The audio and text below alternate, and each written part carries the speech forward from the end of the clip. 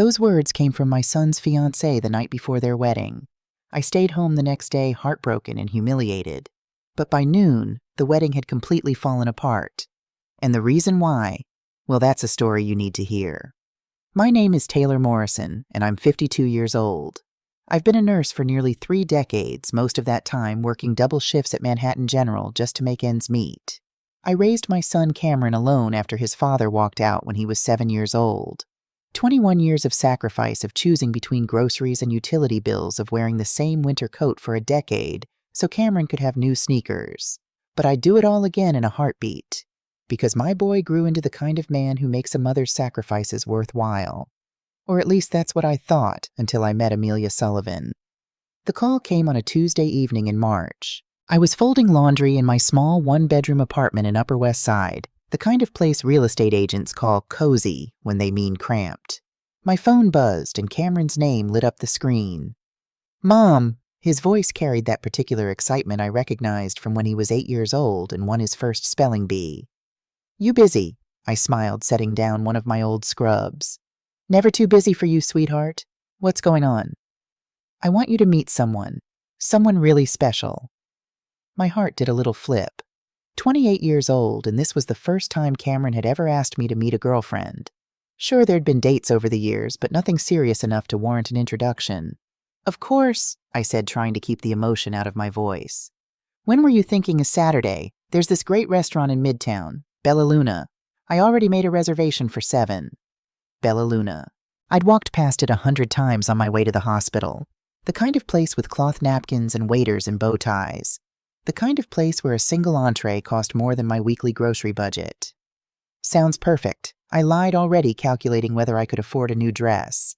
My best outfit was a navy blue number I'd bought for Cameron's law school graduation 3 years ago. Would it still be appropriate? "Thanks, Mom. I think you're really going to like her. Her name's Amelia." After we hung up, I stood in my tiny living room surrounded by piles of laundry that would never fit in my closet-sized bedroom. I looked at the photo on my wall, Cameron in his cap and gown, his arm around my shoulders, both of us grinning like we'd won the lottery. In a way, we had. He'd graduated summa cum laude from Columbia Law, landed a position at Morrison & Klein, no relation, and was making more money than I'd ever dreamed of earning. All those nights I'd stayed up helping him study, all those mornings I'd sent him to school with whatever breakfast I could scrape together, it had all been worth it. Now he wanted me to meet the woman who might become my daughter-in-law. I should have been thrilled. I was thrilled. So why did I feel this small knot of anxiety in my stomach? Saturday arrived wrapped in that particular kind of spring sunshine that makes Manhattan almost magical. I'd settled on the navy dress with a cream cardigan I'd found at a thrift store in Brooklyn. Simple, presentable, maternal. Bella Luna was even more intimidating in person. Floor-to-ceiling windows, candlelit tables, and a maitre d' who looked like he'd been trained to identify knockoff handbags from across the room. "Reservation for Morrison," I told him, clutching my $20 Target purse a little tighter. "Ah, yes, Mr. Morrison's party. Right this way." Cameron stood as I approached the table and my breath caught. When had my little boy started looking so grown up? His suit probably cost more than my monthly rent. His hair was styled with that effortless precision that actually takes a lot of effort. And beside him sat the most beautiful woman I'd ever seen. "Mom," Cameron kissed my cheek, pulling out my chair. "This is Amelia. Amelia, my mom, Taylor." "Mrs. Morrison." Amelia extended a perfectly manicured hand. "It's so wonderful to finally meet you. Cameron talks about you constantly." She was younger than I'd expected, maybe 27, with the kind of bone structure that belonged on magazine covers. Her blonde hair fell in those effortless waves you only get from expensive salons. Diamond studs caught the light from her ears, and her dress, a cream silk number that probably had a designer label I'd never heard of, fit like it had been made for her body, which it probably had been. "The pleasure's all mine," I said, shaking her hand. Her grip was firm, professional, the handshake of someone who'd been to business school. We settled into our seats, and Cameron immediately launched into the story of how they'd met. Art gallery opening in Chelsea, mutual friend coffee the next day that turned into dinner that turned into 6 months of what he called the happiest time of my life. I watched them as he talked. The way Amelia touched his arm at just the right moments. The way she laughed, not too loud, not too soft, perfectly calibrated. The way her eyes sparkled when she looked at him. Everything about her seemed perfect. Maybe that's what bothered me. "So, Mrs. Morrison," Amelia said when Cameron paused to look at the menu. "Cameron tells me you're a nurse." "Was pas," I corrected. "I retired last year. Well, semi-retired. I still pick up shifts at the hospital a few times a month. Can't quite let go, I guess." "That's admirable. Healthcare is such important work." She said it the way people talk about charity work in distant countries. Important, certainly, but not something that affects them personally. "What do you do, Amelia?" "I'm the marketing director for Lux & Co. We're a luxury fashion brand boutique, really. We just opened our flagship store in Soho." Of course she worked in fashion. Of course. "That sounds exciting," I offered. "It is, though the hours can be brutal. Sometimes I'm at the office until midnight working on campaigns." She reached for Cameron's hand. "Thank goodness I have this one to keep me grounded." Cameron beamed. I smiled. The waiter appeared to take our order. I ordered the cheapest pasta on the menu. Amelia ordered something I couldn't pronounce. Cameron ordered for all of us to share appetizers that cost $45. The conversation flowed easily enough. Amelia asked polite questions about my career, about raising Cameron alone, about the neighborhood where we'd lived when he was growing up. All the right questions delivered with all the right facial expressions. But twice, when Cameron excused himself, once to take a call from his firm, once to use the restroom, the mask slipped. The first time, Amelia's phone buzzed. She glanced at it, frowned, and started typing rapidly, completely ignoring me mid-sentence. When I stopped talking, she didn't even notice for a full 30 seconds. The second time was worse. Cameron had been gone maybe 2 minutes when Amelia's eyes drifted to her phone again. I tried to make conversation. "Cameron mentioned your father is in business." She looked up as if surprised I was still there. "Investments, yes. He's done very well for himself." Something in her tone felt rehearsed. But before I could probe further, Cameron returned and the warm, engaged Amelia reappeared like someone had flipped a switch. On the subway ride home, I'd declined Cameron's offer of a cab, citing the beautiful weather. I tried to shake off my unease. Maybe Amelia was just nervous about meeting me. Maybe I was being the overprotective mother looking for problems where none existed. My phone buzzed. A text from Cameron. "Thanks for coming tonight, Mom. Isn't she amazing?" I looked at those words for a long time before responding. "She seems wonderful, sweetheart. I'm happy for you." It wasn't a lie. Not exactly. I was happy Cameron had found someone. I just couldn't shake the feeling that Amelia Sullivan was playing a part. And I had no idea what the script said about mothers-in-law. Spring slid into summer, and I saw less and less of my son. It started small. Our usual Sunday dinners, a tradition we'd maintained even after he'd moved into his own place in Tribeca, became every other Sunday. Then once a month. Then, "I'll let you know Mom work's been crazy." I told myself it was normal. He had a demanding job. He had a girlfriend. He had a life that didn't revolve around his aging mother eating takeout in her tiny apartment. But the texts changed too. Where Cameron used to send me random photos, a dog he'd seen in the park, a funny billboard, his lunch, now his messages were shorter, more perfunctory. "Busy week. Talk soon." When we did talk, Amelia was always there. Not physically present, but present in every conversation. Amelia thinks I should take that corporate law position instead of the pro bono work.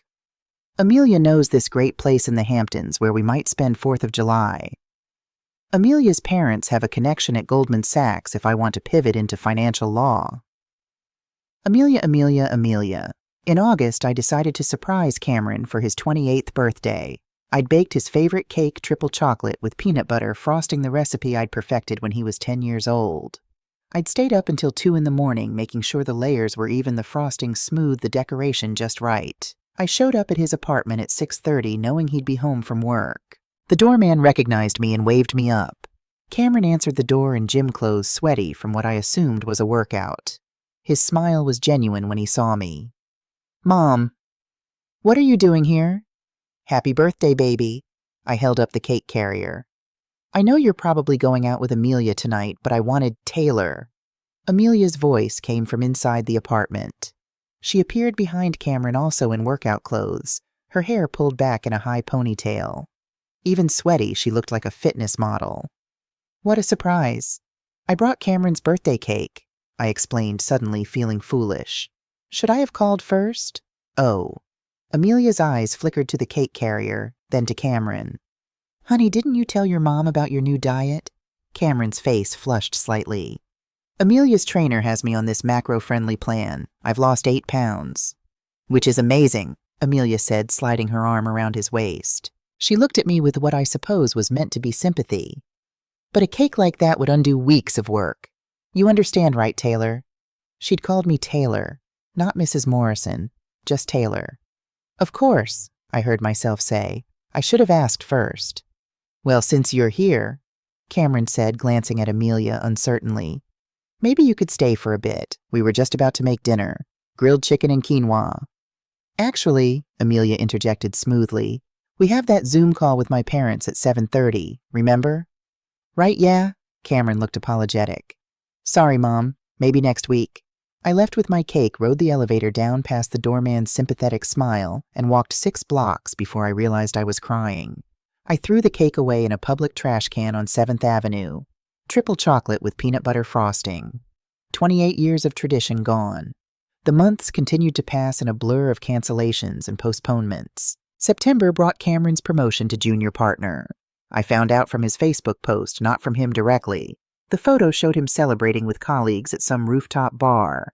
Amelia was at his side, radiant in a red dress. I commented, "So proud of you, sweetheart." He liked the comment. Didn't call. October was worse. I'd been having trouble with my blood pressure medication. The generic wasn't working as well, but the name brand was $200 a month more than I could afford. I'd mentioned it to Cameron in passing during one of our brief phone calls. That's rough, Mom. Have you talked to your doctor about alternatives? I did. There aren't really any that are cheaper and effective. A pause. I could hear Amelia's voice in the background, something about a reservation. Listen, I've got to run, but we should definitely figure something out. Maybe I can help you budget better. Budget better? As if I hadn't been budgeting my entire adult life. As if I hadn't raised him on a nurse's salary in one of the most expensive cities in America. I'll be fine, I said. Don't worry about it. But I did worry. I worried about the pills I was skipping to make the bottle last longer. I worried about the headaches that were becoming more frequent. I worried that my son had become someone I didn't quite recognize. Most of all, I worried about Amelia. Because the more I watched them together, the few times I was actually invited to see them, the more I noticed a pattern. Amelia always steered conversations toward money. Not crassly, but consistently. She'd mention the bonus Cameron might get. She'd bring up the partner track and what the salary increase would look like. She'd casually drop names of wealthy clients his firm was courting. She asked about his student loans, all $70,000 of them, which I'd helped him manage by paying his rent the first year out of law school. Oh, Taylor handles that, Amelia had said when this came up at dinner one night. That's so generous of you. The way she said generous made it sound like foolish. She also mentioned her family with a frequency that felt deliberate. Her father in investments. Her mother's charity work. Their vacation home in Connecticut. The art collection they were building. I'd tried to look up Marcus Sullivan online. There were mentions of him in business journals from 5 or 6 years ago, always in connection with successful hedge fund ventures. But the more recent articles were harder to find, buried under layers of other financial news. One night in early November, I sat at my laptop in my apartment, the blue light casting shadows across my face. I typed Marcus Sullivan financial scandal into Google.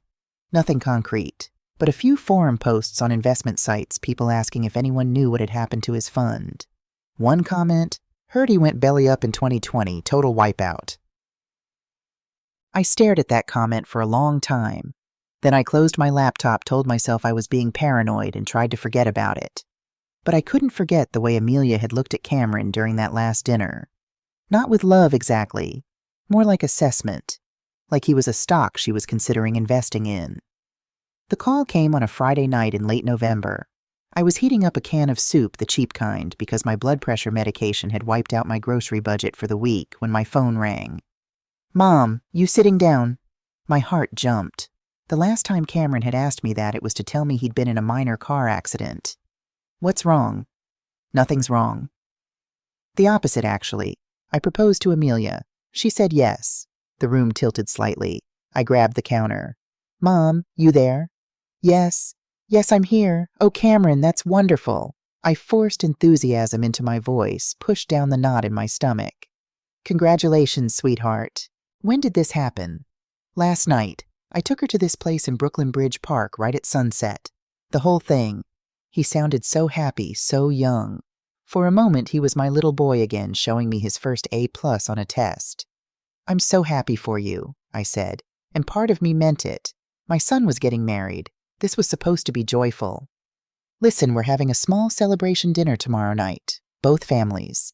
I know it's short notice, but can you make it 8 o'clock at the River House?" The River House. I'd heard of it. The kind of restaurant that required reservations months in advance and had a dress code listed on their website. "Of course I'll be there." "Great. Oh, and Mom, Amelia's parents are really excited to meet you." That knot in my stomach twisted tighter. I spent Saturday morning at a consignment shop in Queens searching for something appropriate. I finally found a charcoal gray dress that almost fit, marked down to $35, because it had a small stain on the hem that I was able to cover with strategic hemming. The River House occupied a historic building overlooking the East River. Inside, everything gleamed, from the crystal chandeliers to the polished marble floors to the silverware that probably cost more than my entire dining set. I gave my name to the hostess. "Morrison party." "Ah, yes, they're in the private dining room. Right this way." Private dining room. Of course. The hostess led me through the main restaurant where beautiful people ate beautiful food in beautiful clothes.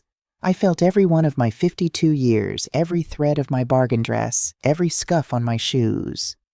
The private room was smaller than I'd expected, but no less elegant.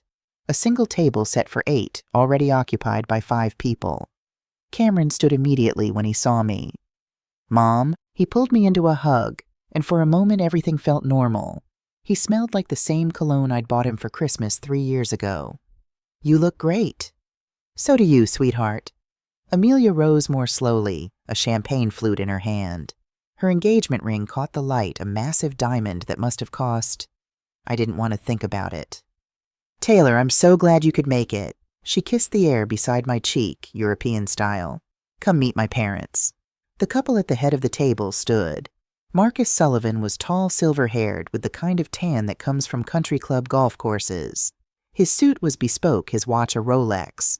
Victoria Sullivan was blonde like her daughter, but harder somehow, her beauty preserved through what I suspected was regular intervention from expensive dermatologists.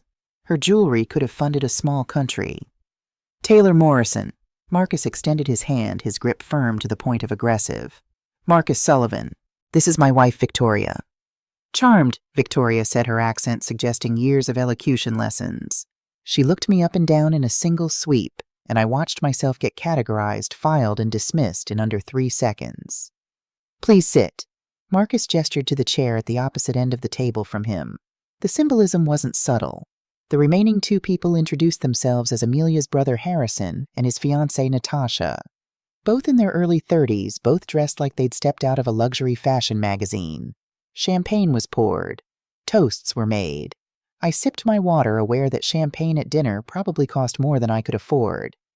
"So, Taylor," Marcus said once the waiters had taken our orders, "Cameron tells us you're in healthcare." "I was a nurse, yes. Retired now." "Nursing." Victoria said it like I'd said waste management. "How practical." "Mom worked at Manhattan General for almost 30 years. Cameron interjected, pride in his voice. "She paid for my entire education." "How wonderful," Victoria said in a tone that suggested it was anything but. Though I'm sure Cameron's law school debt must be quite burdensome for someone on a nurse's pension. The table went quiet. Cameron's jaw tightened. Amelia touched his hand, soothing. "Actually," I said evenly, "I manage just fine. We don't all need trust funds to survive." It came out harsher than I'd intended. Victoria's smile turned glacial.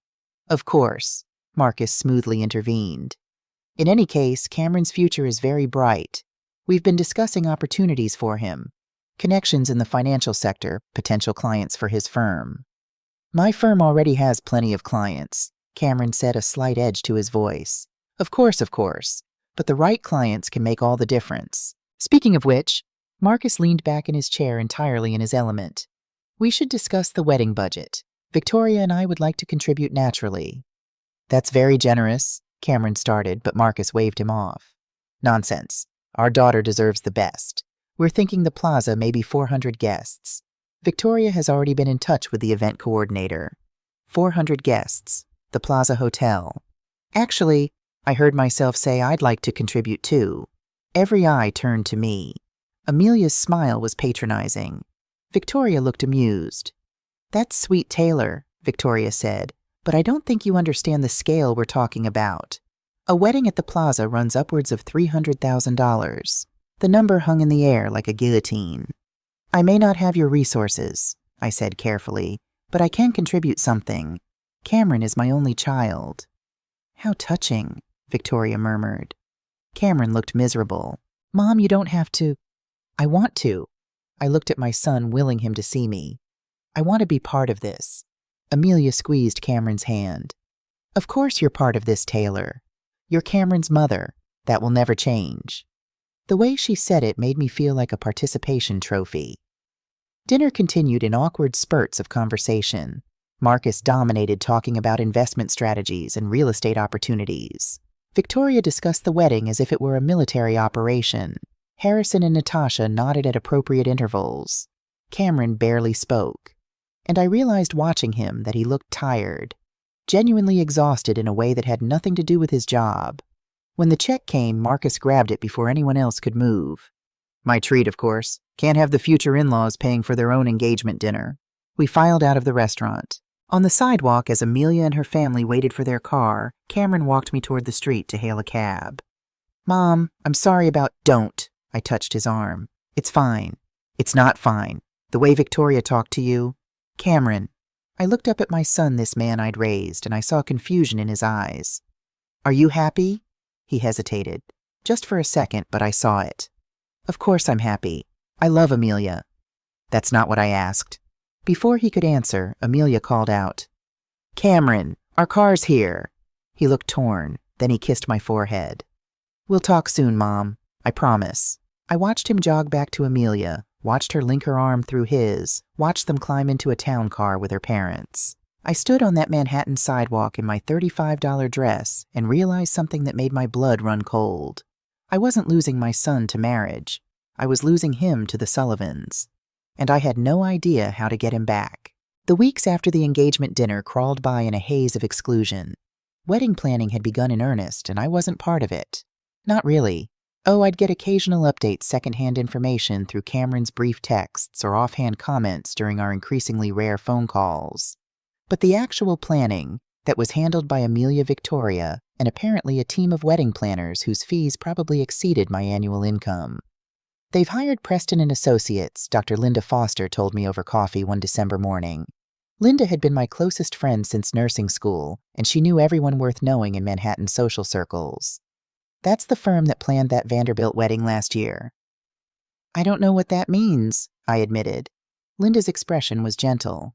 "It means they charge $50,000 just to get started." I set down my coffee cup, suddenly nauseous. Christmas came and went. I spent it alone eating Chinese takeout and watching reruns of old movies. Cameron had gone to Connecticut with the Sullivans. He'd called on Christmas morning, speaking in that bright, false voice people use when they're being watched. "Miss you, Mom. We'll do something when I get back, I promise." We never did. January brought a cold snap that made my apartment feel like a walk-in freezer. I couldn't afford to run the heat above 65 degrees, so I spent most evenings wrapped in blankets trying to ignore the chattering of my teeth. It was during one of these freezing evenings on the last Tuesday of January that everything changed. Cameron had called a surprise in itself, asking if I could drop off some documents he'd left at my place months ago. Legal papers from a case he'd been working on. "I'm in court all day tomorrow and I need them by evening," he'd explained. "Could you maybe swing by my apartment and leave them with the doorman?" "Of course, sweetheart." "Thanks, Mom. Spare keys still in the same place if the doorman's on break. Third planter from the left." The next day I bundled up against the cold and took the subway to Tribeca. Cameron's apartment building was the kind with a gym on the second floor and a rooftop terrace I'd never been allowed to access. The doorman wasn't at his post, so I retrieved the spare key from its hiding place and let myself up. I'd only been to Cameron's apartment a handful of times since he'd moved in, always at his invitation, always feeling like an intruder in this sleek modern space that bore no resemblance to the cramped apartments we'd shared throughout his childhood. The documents were exactly where he'd said they'd be in his home office. I grabbed the folder, turned to leave, and froze.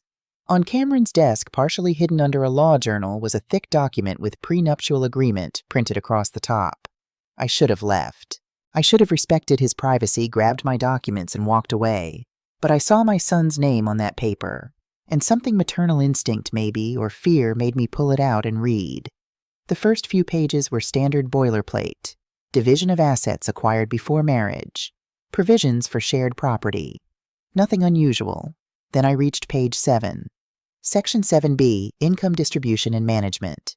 In the event of marriage continuation beyond initial period defined as first 5 years, 70% of income earned by Cameron Morrison shall be allocated to joint accounts, managed by designated trustees, specifically Marcus Sullivan and Victoria Sullivan, for purposes of estate planning, investment management, and family wealth preservation. I read it 3 times, certain I was misunderstanding. 70% of Cameron's income, managed by Amelia's parents, for 10 years. My hands started shaking so badly the pages rattled. I flipped ahead, finding more clauses that made my stomach turn. Financial decisions requiring approval from family committee.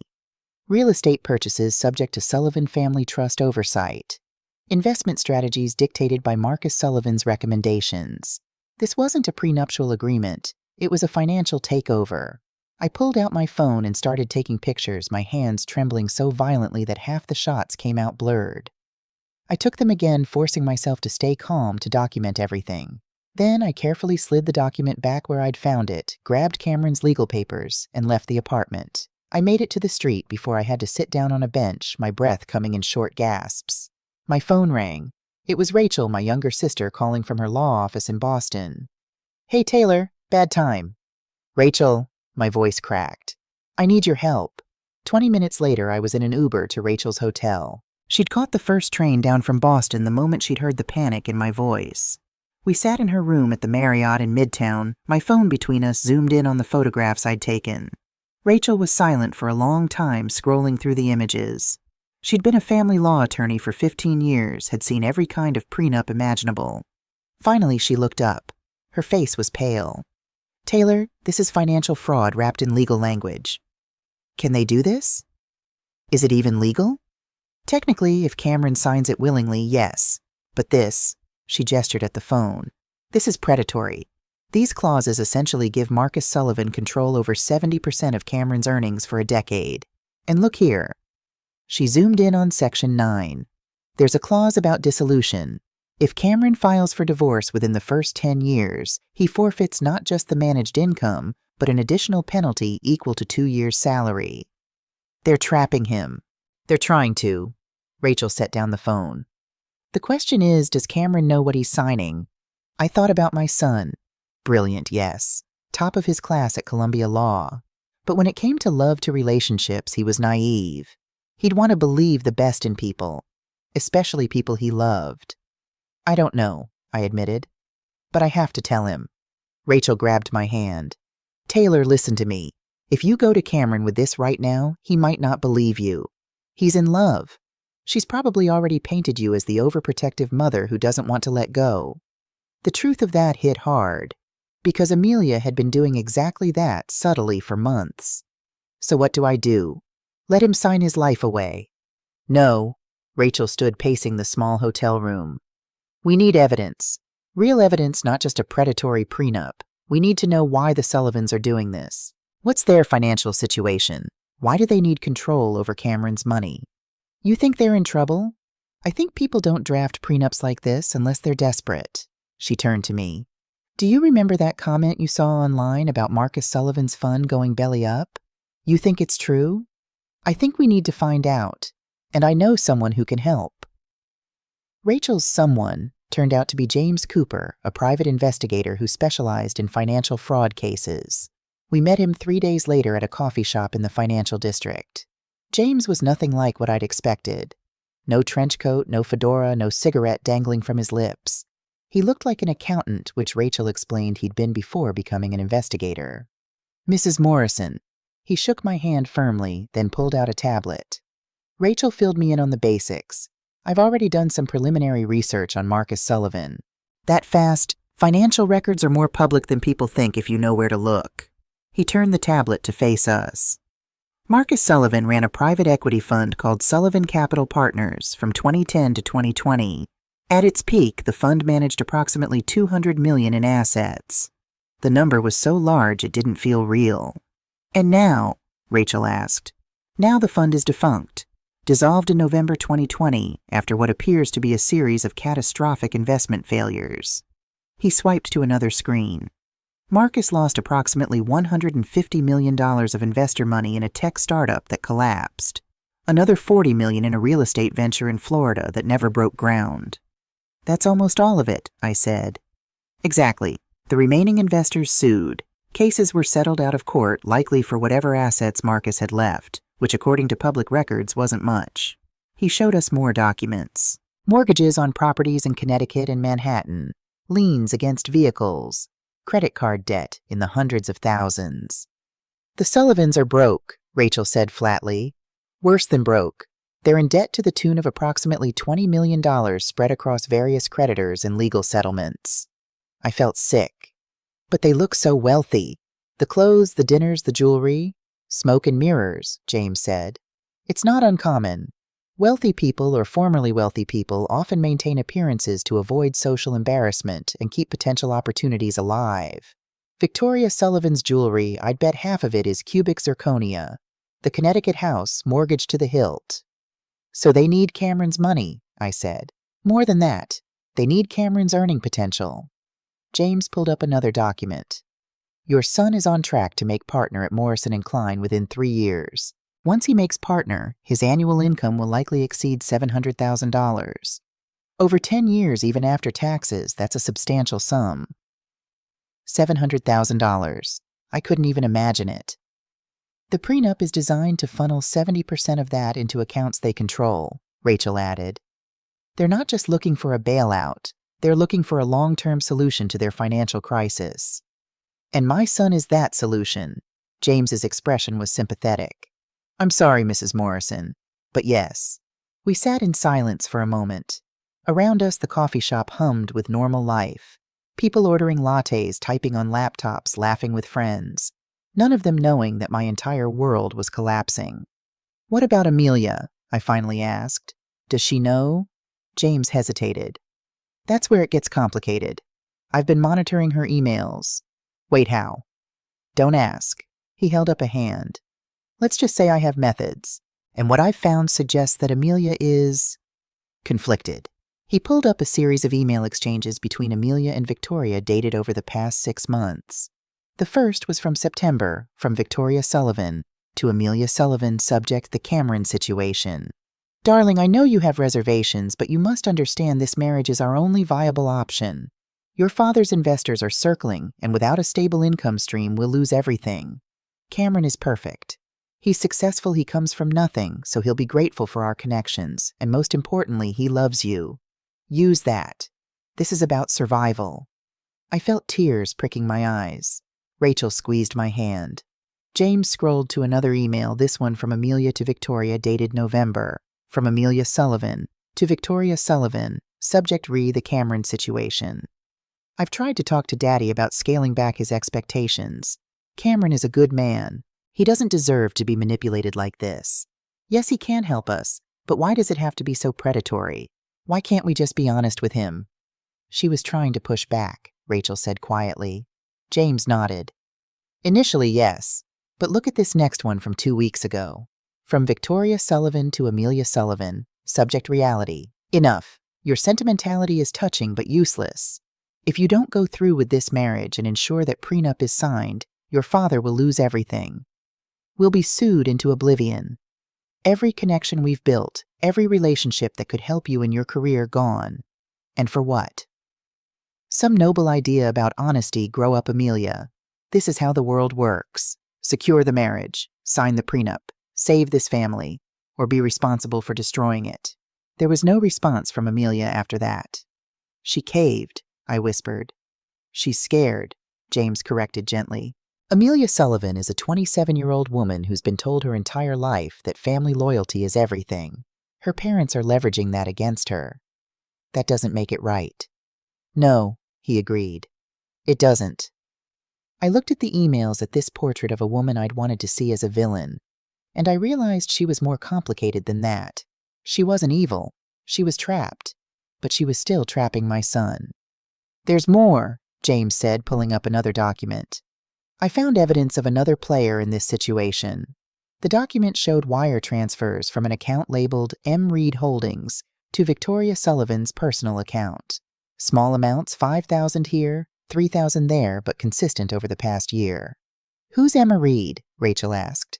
"Marcus Reed. He's Amelia's boss at Lux & Co. He's also one of the investors who lost money when Sullivan Capital Partners collapsed." "Oh no," I breathed. "It gets worse." Marcus Reed and Amelia were involved in an affair that lasted approximately 4 months. It ended 2 months ago, but Reed has been sending money to Victoria, essentially blackmail payments. He's threatening to expose the affair unless the Sullivans pay back the money Marcus Sullivan lost, which they can't do. "So he's blackmailing them into blackmailing Cameron," Rachel said. "It's a cascade of desperation," James confirmed. "Reed wants his money back. The Sullivans need Cameron's income to pay Reed and their other debts. Amelia is caught in the middle, and Cameron is completely unaware." I stood up, needing to move to think. My mind was racing. "I have to tell him." "Taylor," Rachel started, "I have to tell him. He deserves to know." "I agree," James said. "But you need to be strategic. If you go to Cameron with this, Amelia and her family will deny everything. They'll say the emails are fabricated, that the financial records are misleading, that you're a bitter mother who can't accept her son's happiness." "Then what do I do?" James and Rachel exchanged a look. "You need more than information," Rachel said slowly. "You need leverage. Leverage, evidence that can't be denied. Public evidence." James pulled up one more document on his tablet. "I can get you everything you need, financial records, emails, documentation of Reed's blackmail. But we need to be smart about when and how you use it." "When's the wedding?" Rachel asked. "June 15th, 5 months from now." "That gives us time," James said. "Time to build an airtight case. Time to find the right moment." I looked at these two people, my sister and a stranger who'd become an ally, and felt a surge of something I hadn't felt in months. Hope. "Tell me what to do," I said, and that's when we started planning. Over the next 6 weeks, my life became a covert operation. I continued my regular routine, picking up nursing shifts, attending my book club, having coffee with Linda. But underneath it all, I was gathering evidence with James's help.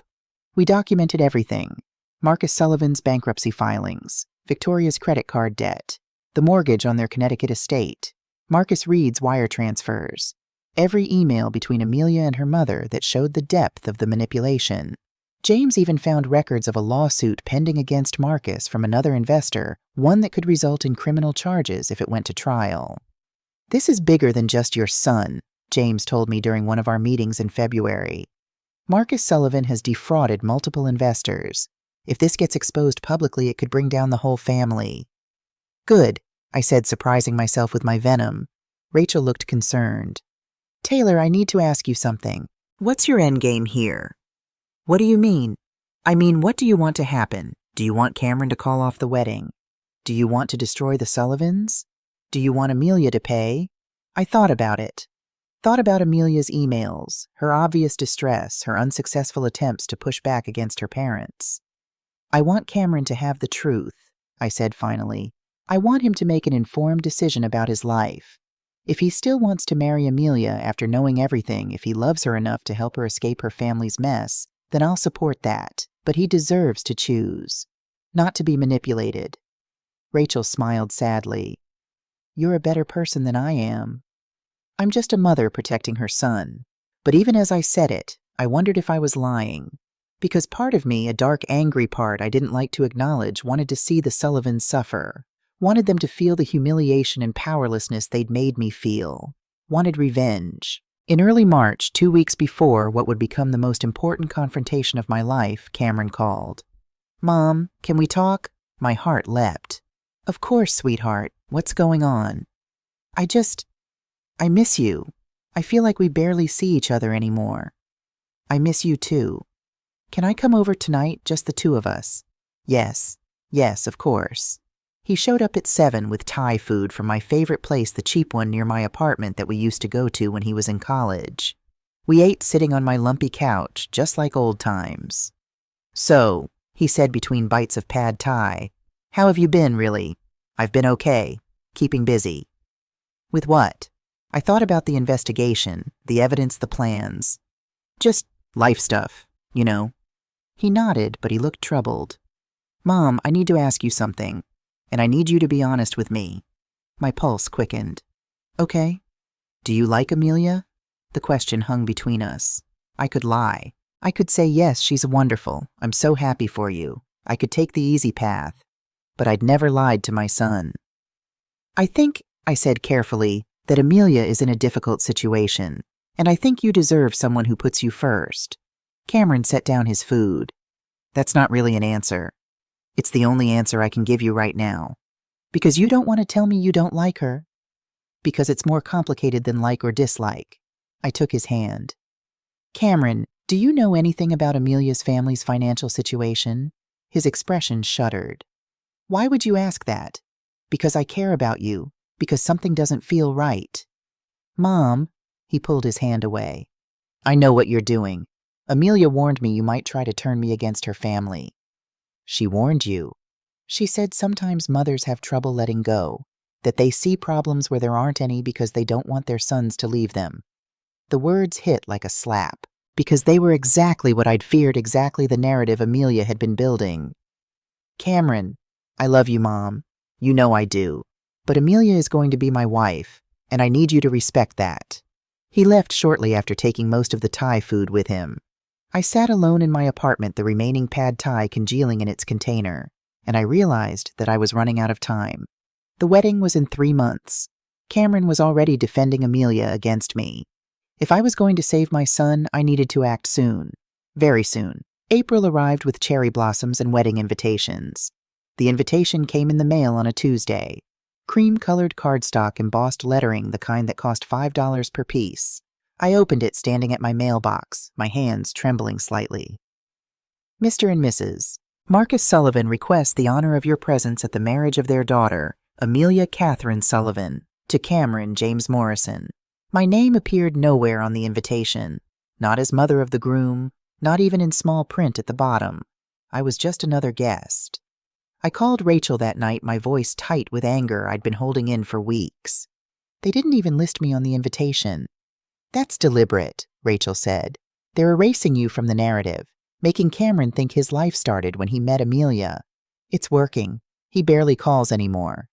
Taylor, we're 3 weeks out. James has everything we need. When are you going to tell Cameron? I looked at the scrapbook I'd been working on for months. Every page a memory. Cameron's first day of kindergarten, his high school graduation, the day he got his law degree, 28 years of love documented in photographs and handwritten notes. The rehearsal dinner, I said. I'll give him the scrapbook, and if Amelia tries to stop me, I'll tell him everything right there. Are you sure you want to do it that publicly? I'm tired of being quiet, Rachel. I'm tired of being pushed aside like I don't matter. Okay? Her voice was gentle. Then let's make sure you're ready. The next 2 weeks passed in a blur of preparation. I finished the scrapbook, every page perfect. I rehearsed what I'd say to Cameron. I practiced staying calm when I imagined Amelia's inevitable interference. James provided me with a USB drive containing all the evidence. Financial records, emails, documentation of Marcus Reed's blackmail. Everything organized and irrefutable. Keep this somewhere safe, he told me. If things go sideways at the rehearsal dinner, this is your insurance policy. I wore the USB drive on a chain around my neck, hidden under my clothes. It felt like carrying a bomb. Dr. Linda tried to counsel me over coffee 3 days before the dinner. Taylor, I have to ask, are you sure this is the right approach, confronting them all at once?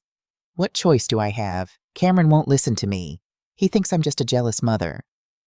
Maybe because you're going about this the wrong way. Linda stirred her coffee thoughtfully. What if instead of confronting Amelia, you just talk to Cameron privately, show him the evidence without making it a dramatic scene? I tried that. He shut me down. So you're going to ambush him at his rehearsal dinner. When she put it that way, it sounded awful. But what else could I do? I'm out of options, Linda. If I don't do something now, he's going to marry her. And 5 years from now, when he realizes what she's done, it'll be too late. Linda sighed. Just be careful. Sometimes trying to save people pushes them further away. Her words haunted me over the next few days. The morning of the rehearsal dinner, I woke up with a headache that no amount of coffee could cure. I'd barely slept, my mind replaying every possible scenario. Cameron would see the scrapbook and realize what he was losing. Or Cameron would think I was trying to manipulate him. Amelia would back down when confronted with evidence. Or Amelia would double down and paint me as unstable. The Sullivans would confess and beg forgiveness. Or the Sullivans would destroy me. I spent 3 hours getting ready, changing outfits 4 times. The rehearsal dinner was at the Riverside Terrace, a venue overlooking the Hudson River. Cocktail attire required. I finally settled on the pale blue dress I'd bought for the wedding itself.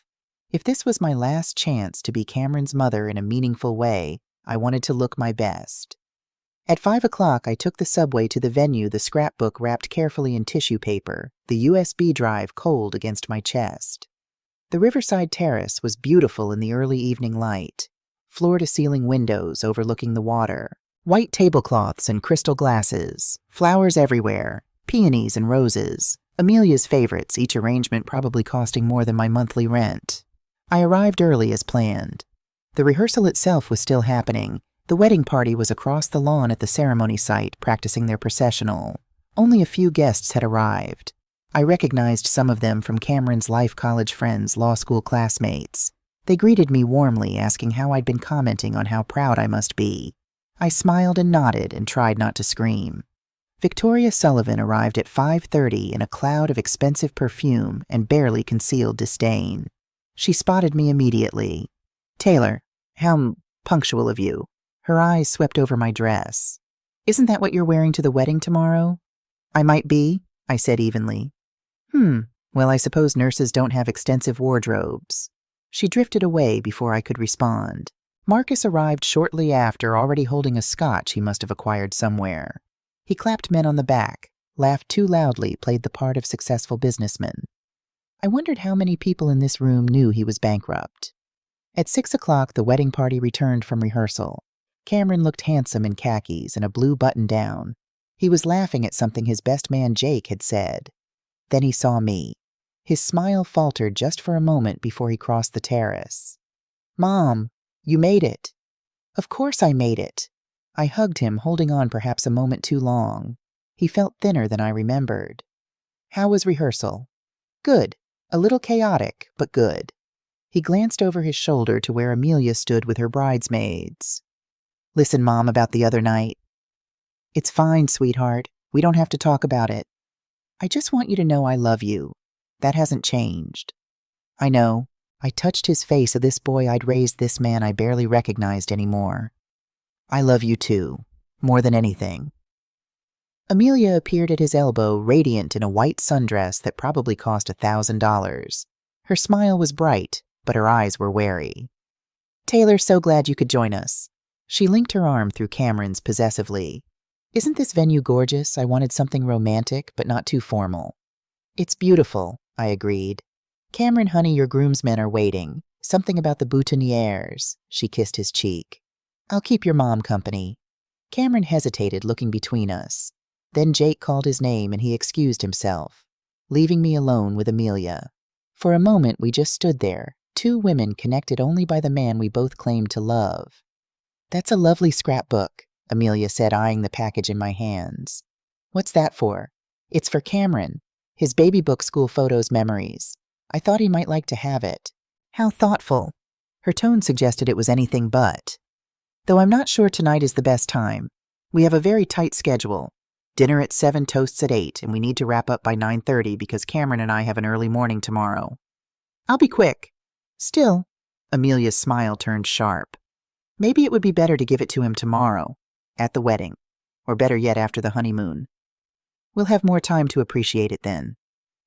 After the honeymoon. After he'd signed the prenup. After it was too late. "I think tonight is perfect," I said firmly. Amelia's eyes narrowed. "Mrs. Morrison." "It's Taylor. You've been calling me Taylor for months." "Fine, Taylor." She glanced around, making sure no one was close enough to hear. "I need you to understand something. Tomorrow is the most important day of Cameron's life, our life together, and I can't have you causing problems." "Causing problems? I'm his mother." "You're a mother who can't accept that her son has grown up." Amelia's voice was low, controlled. I've tried to be understanding. I know it's hard to let go, but this constant hovering, this need to be involved in everything, it has to stop. Heat flooded my face. I'm not hovering. I'm trying to be part of his life. By interrogating me about my family's finances, by questioning Cameron about our relationship, by showing up unannounced at his apartment. She stepped closer. Yes, the doorman told me about that. How you let yourself in with the spare key. He asked me to drop off documents, and you snooped through his office. My blood ran cold. She knew I'd seen the prenup. Amelia's smile was triumphant. Did you really think we wouldn't notice the papers had been moved? Cameron's a lawyer, Taylor. He notices details. Then why hasn't he said anything? Because I told him it was probably the cleaning lady. Because I didn't want to hurt him by suggesting his own mother would violate his privacy. She paused. But I'm telling you now, I know what you saw. I know what you think you know. And I'm telling you to let it go. Let it go. You're stealing from him. I'm securing our future. Her voice dropped to a whisper. My family has had some setbacks, yes, but Cameron and I love each other, and families help each other. That's what marriage is.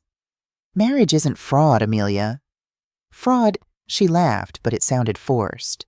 Is that what you think this is? My God, Taylor? You really are delusional. Guests were starting to gather around the tables. The coordinator was signaling that dinner would be served soon. We didn't have much time. I'm giving Cameron this scrapbook tonight, I said, and I'm telling him what I found. Amelia's composure cracked. Real fear flashed across her face. You can't. Taylor, please. Please what? Please let you manipulate my son. You don't understand. It's not that simple. Then explain it to me. She looked around frantically, then grabbed my arm, pulling me toward a quieter corner of the terrace. Away from the other guests. Away from Cameron. When we stopped, she was shaking. My father is in trouble, she said in a rush. Real trouble. The kind that ends with prison time if he can't pay back his investors. I know. I've seen the lawsuits. Her eyes widened. How much do you know? Everything. Marcus Reed, the affair, the blackmail, your mother's emails, all of it. Amelia's face went white. She leaned against the railing, looking like she might be sick. Oh God, if Cameron finds out. He deserves to find out, Amelia. You've been lying to him for months. I never wanted this. Tears spilled down her cheeks, ruining her carefully applied makeup. I never wanted to trap him or use him. I love Cameron. I really do. Then why are you doing this? Because if I don't, my father goes to prison. My mother loses everything. Marcus Reed will destroy us. She wiped at her eyes with shaking hands. You don't know what it's like growing up in that world, where everything is about maintaining appearances, where your value is measured by your last name and your bank account. So you decided to measure Cameron by his bank account instead. No, I decided to save my family. Can't you understand that? She looked at me with something like desperation. You spent 28 years sacrificing for Cameron. You worked yourself to the bone to give him a better life. How is what I'm doing any different? The comparison stunned me. It's completely different. I never lied to Cameron. I never manipulated him. Didn't you? Amelia's voice turned hard. You made him feel guilty every time he wanted to be independent. You made him think he owed you his entire life because you raised him alone. That's not true. Isn't it? Why do you think he works so hard? Why do you think he chose corporate law instead of the public interest work he actually cares about? Because you sacrificed so much that he feels like he has to earn enough to pay you back. Her words hit like physical blows, because there was a kernel of truth there, one I didn't want to acknowledge. At least I never stole from him, I said. Neither have I. Not yet. Amelia straightened, composing herself. The prenup hasn't been signed. Cameron and I are meeting with the lawyer on Monday. I still have time to change it. Will you? She hesitated. And in that hesitation, I saw the truth. I don't know, she admitted. I want to, but if I do, my father... Taylor, they're talking about 20 years in prison. 20 years. That's not Cameron's responsibility. I know. God, I know. But he's not just my fiancé. After tomorrow, he's family. And families help each other. By stealing 70% of his income. By pooling resources. By standing together. Her voice broke. You wouldn't understand. You never had family wealth to lose. The classism in that statement was breathtaking. You're right. I never had wealth. I just had love and integrity, and I raised my son to have the same. That's very noble. But nobility doesn't keep your father out of prison. We stared at each other, two women on opposite sides of an impossible divide. I'm telling him, I said finally. Tonight.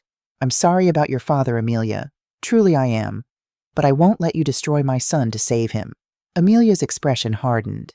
The tears dried up, replaced by something cold and calculated. If you do that, you'll lose Cameron forever. What the? He loves me, Taylor, and he already thinks you're overbearing. If you stand up in front of all his friends and family and accuse me of being a gold digger, if you humiliate him like that, he will never forgive you. He'll forgive me when he realizes I was right. Will he? Or will he resent you for ruining the happiest day of his life? She stepped closer. Think about what you're doing. Really think. Is this about protecting Cameron? Or is it about you not being able to accept that he chose me over you? He didn't choose you over me. That's not how this works. That's exactly how it works. He's building a new life, a new family, and you're not the center of it anymore. Her voice dropped to a whisper. After tomorrow, you're not part of this family anymore. The words hung in the air between us. After tomorrow, Amelia continued, Cameron will be my husband, my family, and you, she looked me up and down. You're just extra baggage, the woman who raised him, sure, but not part of his future. My hands clenched around the scrapbook. How dare you? I'm being honest, something you claim to value. She glanced over to where Cameron was laughing with Jake. Don't embarrass yourself by clinging on Taylor. Don't make him choose between us, because you'll lose. Then let me tell him the truth and see who he chooses. Fine. Amelia's smile was cruel. Go ahead. Stand up at dinner. Make your little speech.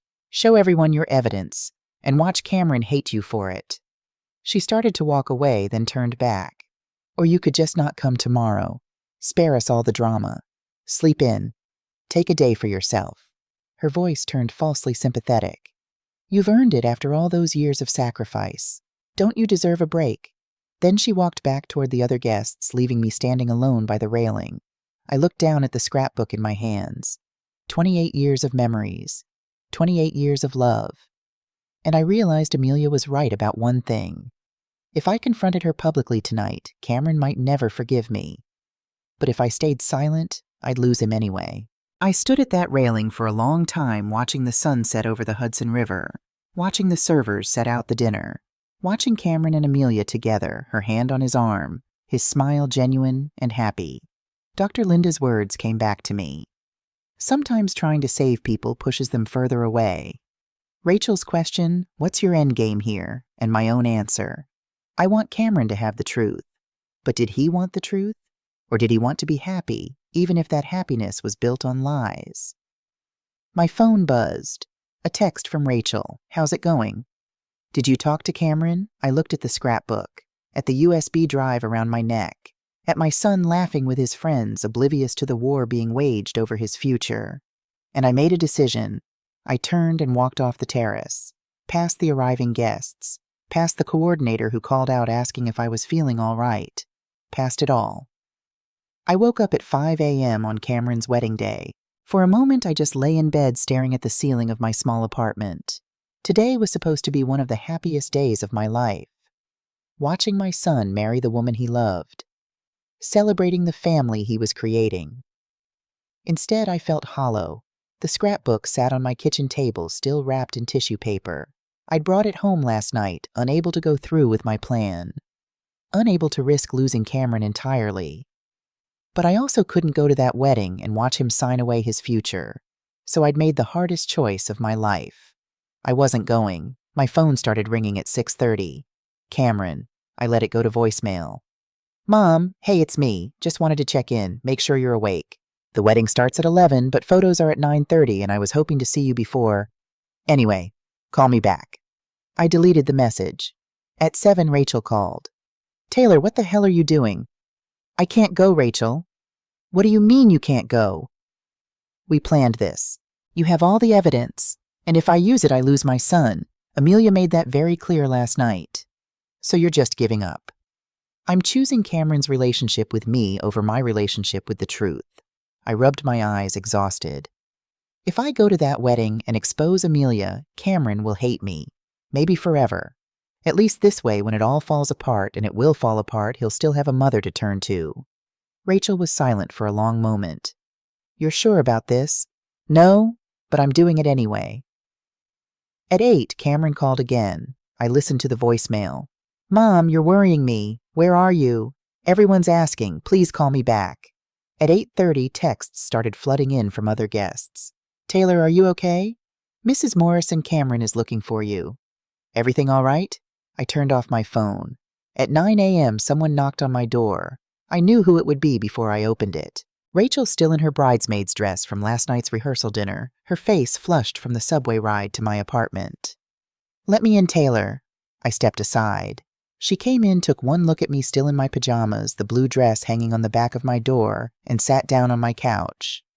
Tell me what happened at the rehearsal dinner. So I did. All of it. Amelia's threats, her revelations about her father, her manipulation. When I finished, Rachel was quiet. She's good, she finally said. I'll give her that. She found your weak spot and exploited it. My weak spot? Your fear of losing Cameron. Rachel leaned forward. Taylor, listen to me. Amelia is counting on you being too scared to act. She's banking on your love for Cameron keeping you silent. Isn't that what love is, putting someone else first? Not when they don't have all the information, not when they're being manipulated. She pulled out her phone. James sent me something this morning, new evidence. You need to see it. She showed me emails dated from last week, exchanges between Marcus Sullivan and his lawyer about how to structure the prenup to maximize asset protection while minimizing risk of contestation. Another email from Victoria to Amelia. Make sure Cameron signs the prenup at the courthouse on Monday. Don't give him time to think about it or show it to his own lawyer. And then the final email. From Amelia to someone named Marcus Reed. It's done. Cameron's signing Monday. You'll have your money by end of month. Just please leave my family alone. I looked up at Rachel. She's still going through with it. Of course she is, because you backed down. You gave her exactly what she wanted, your silence. So what do I do? Storm the wedding, make a scene? No. Rachel's smile was grim. You send Cameron the evidence, right now, before the ceremony, and you let him decide what to do with it. He won't believe it. He'll think I doctored it. Then he's not as smart as you raised him to be. She grabbed my phone, turned it on, and thrust it at me. Send it, Taylor. Send it all. And then get dressed and go to that wedding. Because whatever happens, your son is going to need his mother. My hands shook as I opened my email. As I attached all the files James had compiled, financial records, email exchanges, documentation of Marcus Reed's blackmail. In the message field, I typed, Cameron, I know you'll think I'm trying to sabotage your happiness. Maybe you're right, but I'd rather have you hate me for telling you the truth than hate yourself later for not knowing it. Everything you need to know is in these files. Read them, then decide. I love you. I always have. I always will. Mom. I stared at the send button for a full minute. Then I pressed it. The email sent at 9:47 a.m. I took the fastest shower of my life, threw on the blue dress, did my makeup in the cab. Rachel sat beside me, both of us silent, both of us knowing we'd just set something in motion that couldn't be stopped. What if he doesn't read it? I asked as we got stuck in traffic on the way to the Plaza Hotel.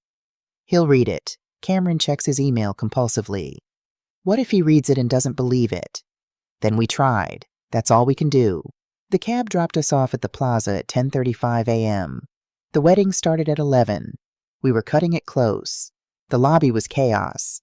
Wedding guests in their finest clothes, photographers with massive cameras, a string quartet warming up somewhere, and everywhere the whisper of expensive fabric and expensive perfume. I followed Rachel toward the ceremony space, a ballroom that had been transformed into something out of a fairy tale. White flowers everywhere, crystal chandeliers, gold chairs arranged in perfect rows. At the front near the altar, I spotted Victoria Sullivan in a cream-colored gown that probably cost more than my car. Marcus stood beside her in a custom tuxedo, already drinking champagne. Neither of them had noticed me yet. Mrs. Morrison, a coordinator, appeared at my elbow, clipboard in hand. Thank goodness Mr. Morrison has been looking everywhere for you. He's in the groom's suite on the 3rd floor. I'll go, Rachel said. You stay here. Find a seat. She disappeared before I could argue. I found a seat in the back row, far from the Sullivans, far from the front where I'd be visible, just close enough to see. Guests filtered in. Cameron's law school friends, colleagues from his firm, people I'd never met, people who didn't know me, people who saw me as just another middle-aged woman in a cheap dress. At 10:55, the string quartet began playing. The ceremony was about to start. Where was Cameron? At 10:58, Victoria noticed me. Her eyes widened, then narrowed. She whispered something to Marcus, who turned to look. He didn't look pleased. At 10:59, the wedding coordinator appeared looking stressed. She spoke to Victoria, whose face turned red. Something was wrong. At 11:10, when the ceremony should have started, the doors to the groom's suite burst open. Cameron appeared, but not in his tuxedo, in khakis and the button-down shirt from yesterday's rehearsal. His hair was disheveled, his face was pale, and in his hand was his phone. He'd read the email. The ballroom fell silent as Cameron strode down the aisle, not toward the altar, toward the bridal suite. Victoria tried to intercept him. Cameron, darling, what's wrong? You should be... He brushed past her without a word. Marcus called out, Son, the ceremony. There isn't going to be a ceremony. Cameron's voice cut through the room.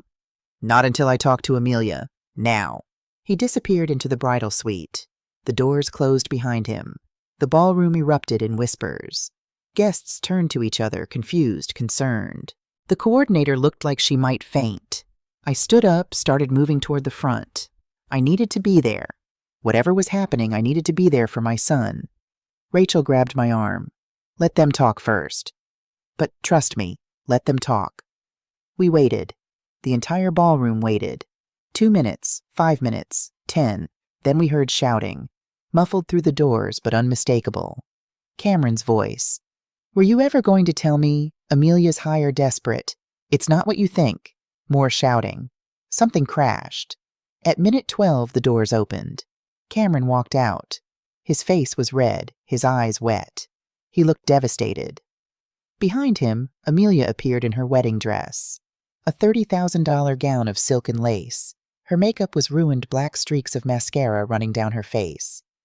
Cameron, please. She reached for him. He pulled away. Don't. Just don't. He walked to the front of the ballroom to the microphone that was supposed to be used for the ceremony. His hands shook as he gripped it. I need to say something. His voice cracked. To everyone. I'm sorry you came all this way. I'm sorry you're dressed up and expecting a wedding. But there isn't going to be one. Gasps rippled through the crowd. I just found out, Cameron continued, his voice gaining strength, that the woman I was about to marry has been lying to me about her family's finances, about her intentions, about a lot of things. Victoria stood up. This is inappropriate, Cameron. If you have concerns, we can discuss them privately. Like you discussed them privately with Amelia. Cameron's laugh was bitter. Like you discussed how to maximize asset protection from my income. Like you discussed paying off your debts with money you plan to take from me. Marcus's face went purple. How dare you accuse... I have the emails, Marcus. All of them.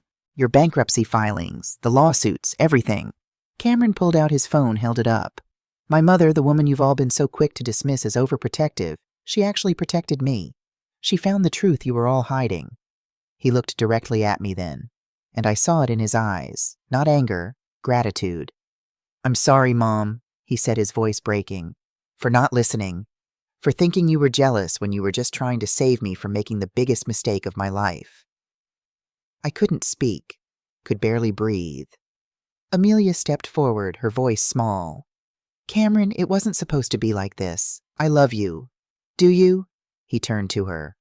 Or do you love what I represent, what I can provide? Both, she whispered. God help me, both.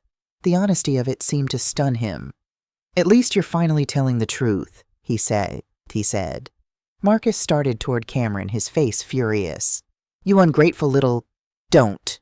Jake appeared from somewhere along with 2 other groomsmen, forming a wall between Marcus and Cameron. I think you've done enough. This is slander, Victoria shrieked. We'll sue you, we'll ruin you. With what money? Cameron's voice was cold. According to these financial records, you don't have any. In fact, you have negative money. You're millions in debt." A coordinator appeared, whispering frantically to Victoria about the venue fee, about payments that were overdue. The perfect Sullivan facade was crumbling in real time. "Everyone should leave," Cameron said into the microphone. "I'm sorry. I know this isn't what you came for, but thank you for being here. It means more than you know." Guests started filing out, some stopping to pat Cameron on the shoulder, others whispering excitedly about the drama they'd just witnessed. Amelia stood frozen in her wedding dress, tears streaming down her face. She looked at me once, and I saw it there, not hatred, but something like recognition. We'd both lost today. Then she turned and walked back into the bridal suite, her mother following already on her phone with lawyers. Marcus lingered, glaring at me with pure venom. "This is your fault. You did this." "No," I said quietly. "You did this, when you decided to use my son to fix your mistakes." He looked like he might say something else. Then he just turned and stalked away, leaving just me, Rachel, Cameron, and Jake in the ballroom that should have held a wedding. Cameron walked toward me slowly. When he reached me, he just stood there for a moment. Then he collapsed into my arms. "I'm sorry, Mom," he sobbed. "I'm so sorry." "Shh, it's okay. It's okay now. She told me she loved me. How could she love me and lie like that?" I held my son while he cried in that ballroom, surrounded by flowers and broken dreams. And I thought about Amelia's question from last night. Is this about protecting Cameron? Or is it about you not being able to accept that he chose me over you? Maybe it had been a little of both. But right now, holding my broken-hearted son, I knew one thing for certain. I'd made the right choice. We stayed in that empty ballroom for 20 minutes. Just me, Cameron, Rachel, and Jake. 4 people surrounded by 400 empty chairs and thousands of dollars worth of flowers that would never grace a wedding reception. Cameron finally pulled away from my embrace, wiping his eyes with the back of his hand. He looked younger than 28.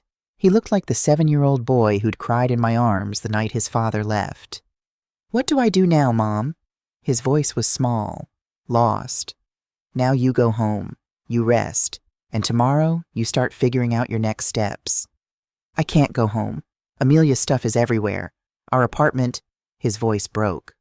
"I can't be there." "Then come stay with me." He looked at my face, really looked for the first time in months. "Your apartment is tiny. It has a couch, and it has me." I touched his cheek. "That's all that matters right now." Jake stepped forward. "Actually, man, why don't you crash at my place? I've got a guest room. You can have some space to think." Cameron nodded gratefully. Yeah, okay. Thanks, Jake." Rachel's phone buzzed. She glanced at it and her expression darkened. "Taylor, we need to go. Now." "What's wrong?" She showed me her screen. A video already going viral on social media. Someone had recorded Cameron's speech at the altar. The caption read, "Groom exposes gold digger bride at altar. Wedding canceled." It had 60,000 views, and it had been posted 12 minutes ago. "Oh no," I breathed.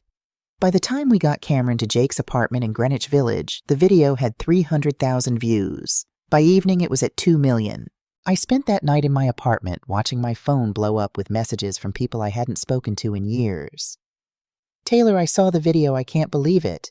"OMG, is that your son? What happened? You saved him. You're a hero." But for every supportive message, there was another kind. "I feel so bad for that poor bride. Humiliated in front of everyone. The mother probably made all this up because she couldn't let go. Gold digger or not, airing it publicly was cruel." I turned off my phone at midnight, but I couldn't sleep, because I kept seeing Amelia's face. The mascara-streaked tears, the wedding dress she'd probably spent months choosing, the dreams that had shattered in front of 200 people. Yes, she'd lied. Yes, she'd tried to trap Cameron, but she'd also been trapped herself, by her family, by Marcus Reed, by a system that valued money over everything else.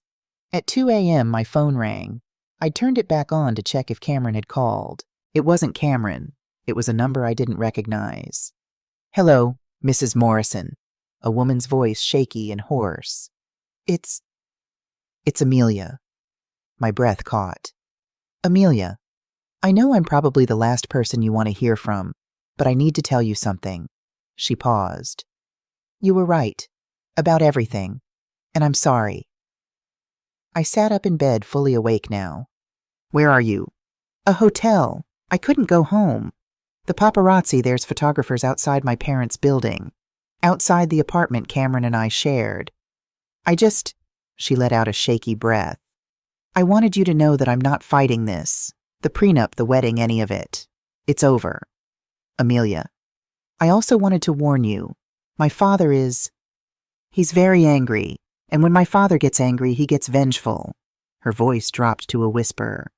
He's talking about suing you, about claiming you interfered with a contract, that you spread lies to defame our family. I tried to talk him out of it, but he won't listen. Let him try. I have documentation for everything. I know, but Mrs. Morrison, my father doesn't play fair. He's already called our lawyers, and he's very good at making things look different than they are. After she hung up, I sat in the darkness of my apartment, Amelia's warning echoing in my mind. I should have felt victorious. I'd saved Cameron. I'd exposed the truth. So why did I feel like the worst was yet to come? The letter arrived 4 days later. I was at the hospital picking up a shift to keep myself busy when my phone buzzed with a text from Rachel. Don't panic, but check your mail when you get home. I left work early. The envelope was thick, expensive looking. Law firm letterhead, Whitmore, Sterling and Associates. Manhattan's most expensive lawyers. Inside was a cease and desist letter followed by a notice of intent to file a lawsuit. Marcus Sullivan was suing me for defamation, interference with contractual relations, and intentional infliction of emotional distress. He was asking for $500,000 in damages. My hands shook so badly I dropped the papers. $500,000. I didn't have $5,000 in my bank account, let alone $500,000. I called Rachel immediately. I just got it too, she said. I'm already on the phone with our lawyer. Taylor, don't panic. This is exactly what Amelia warned you about. Marcus is trying to intimidate you. It's working. Listen to me. This lawsuit is garbage. You didn't defame anyone. You told Cameron the truth backed by documentation. You didn't interfere with a contract because Cameron never signed the prenup. And emotional distress, please. They're grasping at straws. But can they win? Rachel hesitated. In court, no. But they can drag it out, make it expensive, make it painful. That's the point. I sank into my kitchen chair. I can't afford this, Rachel. I can't afford lawyers and court fees, and you won't have to. James and I are already working on a countersuit. We're going after Marcus for fraud, for attempting to defraud Cameron, for blackmail in the Marcus Reed situation. We'll bury him in so much legal trouble he won't have time to come after you. And if that doesn't work, then we go public. We release everything to the press. Every email, every financial record, every piece of evidence we have. Marcus Sullivan will be destroyed. But even as she said it, I felt sick, because going public meant destroying Amelia too. And despite everything, I didn't want that. The media attention got worse before it got better. Someone leaked my name to the press. Suddenly I wasn't just the groom's mother in the viral video. I was Taylor Morrison, retired nurse from Upper West Side. Reporters showed up at my apartment building. They called my phone. They contacted Dr. Linda, my former colleagues at the hospital, even my neighbors. The narrative split into two camps. Half the internet thought I was a hero. Mother saves son from gold digger. The comments were full of praise of people sharing their own stories of family members marrying the wrong person. But the other half thought I was a monster. Controlling mother ruined son's wedding. These comments were vicious. They called me jealous, bitter, unable to let go. They said I'd embarrassed Cameron, that he'd never forgive me. I stopped reading them after the first day. Cameron stayed at Jake's apartment for a week. He called me every day, but the conversations were stilted, awkward. We'd never been awkward before. How are you doing, sweetheart? I'd ask. Fine, tired. Work's been... People stare at me. I'm so sorry. It's not your fault, Mom. You did the right thing. But he didn't sound convinced. He sounded exhausted. On day 8, he finally came to visit me. He looked terrible, dark circles under his eyes. His clothes rumpled, his hair unwashed. Cameron. I hugged him at the door. He hugged back, but it felt mechanical. Come in. Are you hungry? I can make you out. I'm not hungry. He sat on my couch, the same couch where we'd eaten Thai food just months ago. Mom, we need to talk. My heart sank. Okay. Marcus Sullivan's lawyers contacted my firm. They're threatening to sue the firm too if I don't recant what I said at the wedding. Recant? You told the truth. I know. but they're claiming I defamed them without proof, that I damaged their reputation based on forged documents. The documents aren't forged. James can prove— I know, Mom, I know. He rubbed his face. But my firm is panicking. They don't want to be involved in this mess. They're talking about putting me on administrative leave until it's resolved. They can't do that. They can, actually. I looked at my contract. There's a morality clause about bringing negative attention to the firm. I felt rage building in my chest. So Marcus Sullivan tries to defraud you, and you're the one being punished. That's how it works when you're up against people with money and connections. His voice was bitter. The Sullivans still have friends in this city. People who believe their version of events. People who think I humiliated a nice family because my controlling mother convinced me to. The words stung. Is that what you think? No, God, no. He looked at me, and I saw the exhaustion in his eyes. But Mom, I'm tired. I'm so tired of fighting, of explaining, of defending you to people who've already made up their minds. Then stop defending me. I can take care of myself. Can you— He gestured at the papers on my table, the lawsuit documents. Because from where I'm sitting, you're about to be sued for $500,000 by a man with nothing left to lose. We sat in silence. What do you want me to do? I finally asked. I don't know. His voice cracked. I don't know anything anymore. A month ago, I was getting married. I was happy, or I thought I was.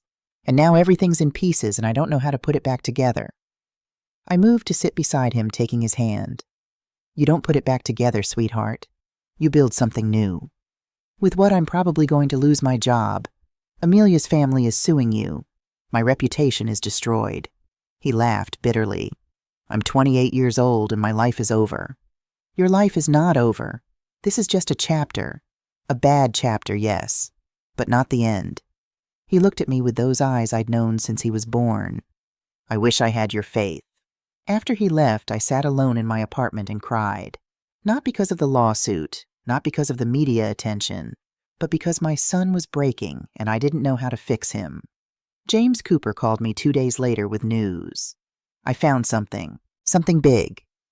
We met at the same coffee shop where this had all started. James had his tablet, but his expression was different. Excited, almost triumphant.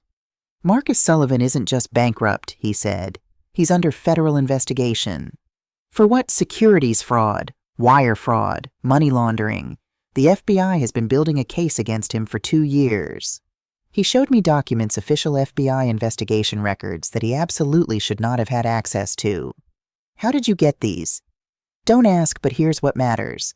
Marcus Sullivan didn't just lose his investors' money. He stole it.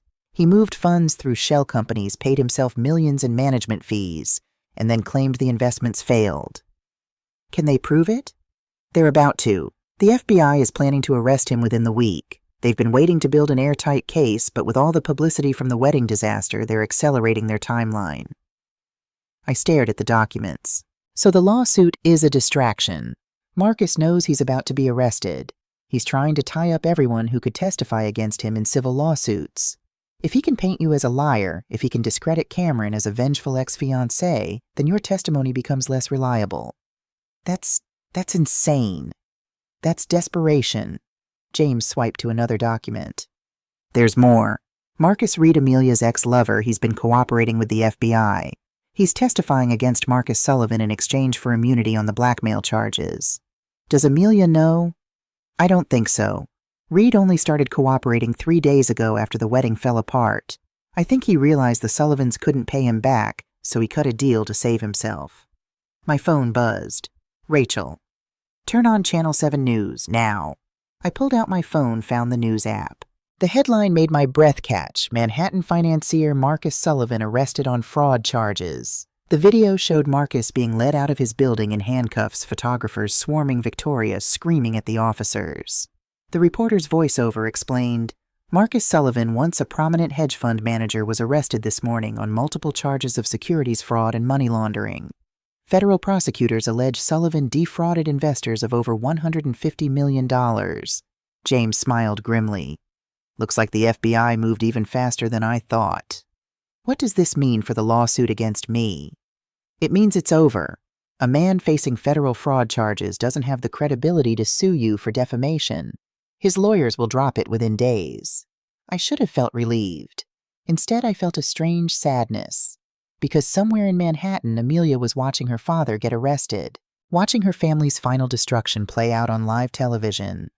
Cameron showed up at my apartment that night without calling first. I opened the door to find him standing there with a duffel bag, his eyes red from crying.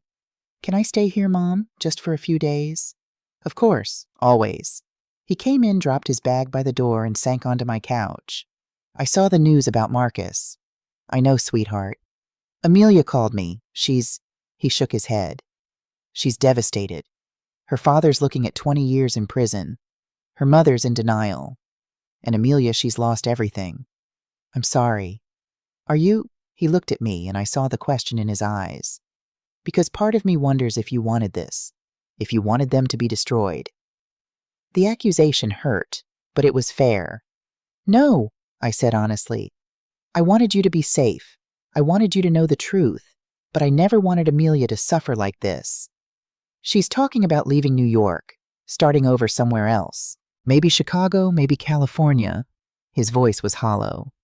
"She said she can't stay here, not with everyone knowing what her family did." "What did you say?"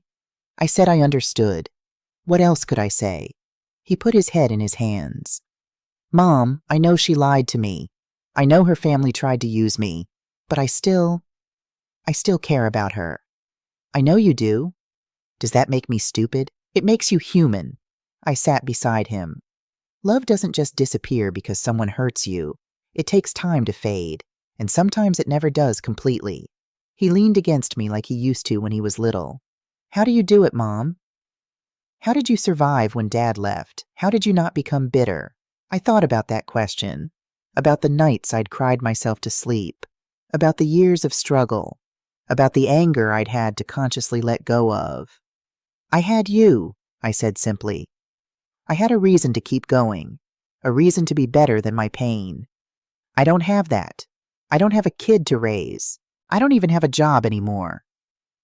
The firm let me go this afternoon. They called it mutual agreement to part ways, but we both know what it really was. He laughed bitterly. "Turns out being the center of a viral wedding scandal is bad for business." "Oh, Cameron. It's fine. It's all fine. I'm 28, unemployed, single, living with my mother, and probably going to be a punchline on the internet forever." He looked at me. "But at least I have you. At least I have someone who actually gives a damn about me." I held him while he cried. My brilliant, heartbroken son. And I made a decision.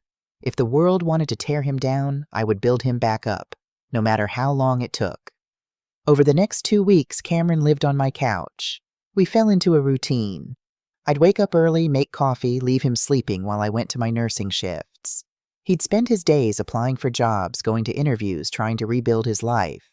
At night, we'd have dinner together, nothing fancy, just whatever I could afford, and we'd talk. Really talk in a way we hadn't in years. He told me about the relationship with Amelia, how it had started genuine, but gradually become something else. How he'd ignored the red flags because he'd wanted so badly to believe in love. "I thought if I could just love her enough, it would fix everything," he admitted one night over Chinese takeout. Like love was this magic thing that could overcome any obstacle. "Love is powerful," I said, "but it's not magic. It can't fix problems if the other person isn't willing to work on them, too." "Did you ever love Dad like that? Like you'd do anything for him?" I thought about Cameron's father, about the man I'd married at 23, full of hope and dreams. I did, and I did do anything for him. I supported him when he wanted to change careers. I took on extra shifts when money was tight. I convinced myself that his moods, his distance, his eventual affair, that it was all temporary, that love would fix it. But it didn't. No, because I was the only one loving. He'd already checked out. I looked at my son. "But you know what? I don't regret it. Because loving him gave me you, and you were worth every bit of pain." He smiled sadly. "You always know what to say. I'm your mother. It's my superpower." 3 weeks after the wedding disaster, I got a call from a lawyer I didn't recognize.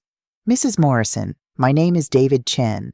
I'm representing the FBI in the case against Marcus Sullivan. I need you to testify." "Testify about what, bae?" "About your investigation into the Sullivan family, about the prenuptial agreement, about the evidence you gathered." He paused. Mrs. Morrison, your testimony could be crucial in proving Marcus Sullivan's pattern of financial manipulation. We need you. I looked at Cameron asleep on my couch at 2 in the afternoon. He'd had another rejection that morning, another law firm that didn't want the baggage he carried. What if I say no? Then Marcus Sullivan might go free, and he'll continue to destroy people's lives. I closed my eyes. When do you need me? The trial was set for 6 weeks later. Federal courthouse in downtown Manhattan. United States of America versus Marcus Sullivan. Rachel helped me prepare. We went over my testimony 100 times. What I'd found, how I'd found it, why I'd investigated in the first place. They're going to try to paint you as vindictive, she warned. Marcus's defense attorney is going to say you hated the Sullivans and manufactured evidence to break up the wedding. But I didn't. I know. But you need to stay calm when they accuse you. Don't get defensive. Just stick to the facts. The night before I was supposed to testify, Amelia called again. Mrs. Morrison, I know you probably don't want to hear from me, but I need to tell you something. I'm listening. I'm testifying too. Tomorrow. Against my father. Her voice shook. My lawyer says I could be charged as an accessory if I don't cooperate. But honestly, I want to. I want to tell the truth about what he did. What he made me do. That must be incredibly hard. It is. But you were right. About everything. And I need to own my part in it. She paused. I also wanted to say, I'm sorry for how I treated you. For what I tried to do to Cameron. You deserved better. He deserved better. Amelia, I don't expect forgiveness. I just wanted you to know that I'm trying to be the person I should have been all along. The next day I wore my best dress, not the blue one from the wedding, but a simple gray sheath that Rachel had helped me pick out. Professional, trustworthy. The courthouse was intimidating. All marble and flags and serious-faced people. Cameron came with me, holding my hand as we walked through security. You don't have to do this, he whispered. Yes, I do. For you. For everyone Marcus Sullivan hurt. The courtroom was packed. Investors who'd lost money. Reporters. Curious onlookers. And at the defense table, Marcus Sullivan in an expensive suit looking defiant. Victoria sat in the gallery, her face a mask of Botox and denial. I took the stand, swore to tell the truth, and faced the prosecutor. Mrs. Morrison, can you tell the court why you began investigating Marcus Sullivan? I took a breath. Because I was worried about my son. He was engaged to Mr. Sullivan's daughter, and I noticed inconsistencies, things that didn't add up. What kind of inconsistencies? The Sullivan family appeared wealthy, but there were signs they might be in financial trouble. And the prenuptial agreement, I described the prenup, the predatory clauses, the way it was designed to funnel Cameron's income to Marcus. The prosecutor walked me through everything. The investigation, the evidence James had found, the emails between Victoria and Amelia. Then came the defense attorney, a sharp-faced woman in a power suit who looked at me like I was something she'd scraped off her shoe. Mrs. Morrison, isn't it true that you never liked Amelia Sullivan? I didn't know her well enough to like or dislike her. Come now, you investigated her family. You hired a private detective. You went through her personal emails. That's not the behavior of someone neutral. I was protecting my son. Or were you jealous that your son had found someone and didn't need you anymore? I felt anger flare. Rachel's warning echoed, stay calm. No, I said evenly. I was concerned, and my concerns turned out to be valid. Valid according to you, but you're not a financial expert, are you? Mrs. Morrison? You're a retired nurse. How would you even know if the prenup was unusual? I consulted with my sister, who's a family law attorney.